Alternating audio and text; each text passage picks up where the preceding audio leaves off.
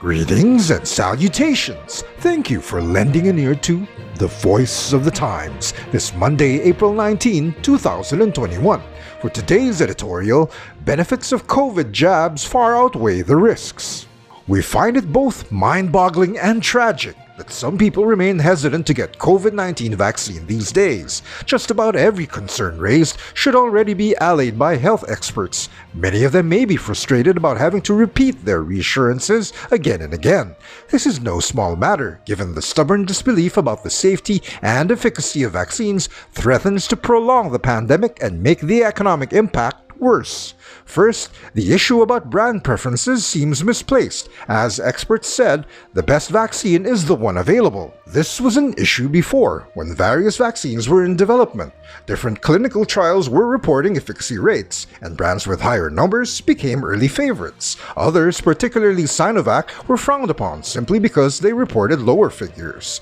Now that few vaccines have been rolled out, what matters is its performance. More than 870 million people worldwide received at least a shot. Some complain Filipinos are left with few options, with most of limited supply Sinovac. Granted, the government should have anticipated the supply chain issues, just like what Singapore and Serbia did. But that is another issue.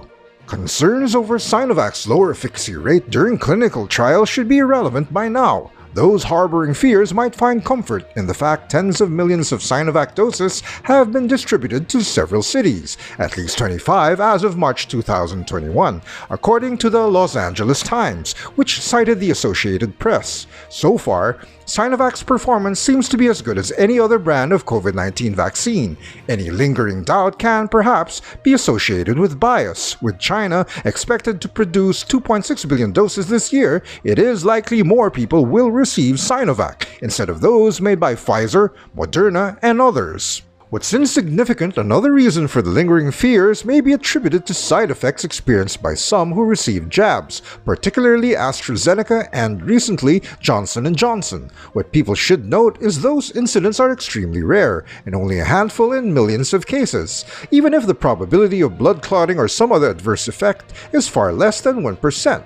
Some people think they could be exceptions. This kind of mindset probably explains why people keep buying lottery tickets, even after failing to win time and again. Still, others are alarmed by reports of people contracting the coronavirus disease a second time, or even after inoculation. Again, these breakthrough cases are not just odd, they are extremely rare. The truth is, our understanding of COVID-19 is still evolving. The virus itself is still mutating. We know some of the newer variants are more transmissible and deadly. That is precisely why people should get their shots as quickly as possible to contain the spread before more mutations happen. Moreover, people should not be put off by the possibility of having another round of booster shot, elucidated last year by epidemiologists, including American doctor Anthony Fauci. Other experts also say people might need annual coronavirus jabs, just like the influenza vaccine. Fortunately, COVID-19 is not as controversial or political in the Philippines as it is elsewhere. We should stamp out misinformation about this pandemic whenever and wherever it may be budding. The real problem in the Philippines, and to be fair in many other countries, is limited supply. Only 3 million doses of Sinovac and AstraZeneca have arrived so far. The first batch of Moderna shots may not get here until June, and delivery of Russia's Sputnik 5 may be less than what was ordered. These delays also bolster the argument for taking whatever is available. The real threat is COVID-19, which has so far killed more than 3 million worldwide and has economies sliding in most countries. As for the COVID-19 vaccines, their benefits far outweigh the risks. And that's the editorial for Monday, April 19, 2021. For more news and information, get a copy of the Manila Times on print, subscribe to our digital edition, or log on to www.manilatimes.net. Follow us on Twitter, Facebook, and Instagram. And listen to The Voice of the Times.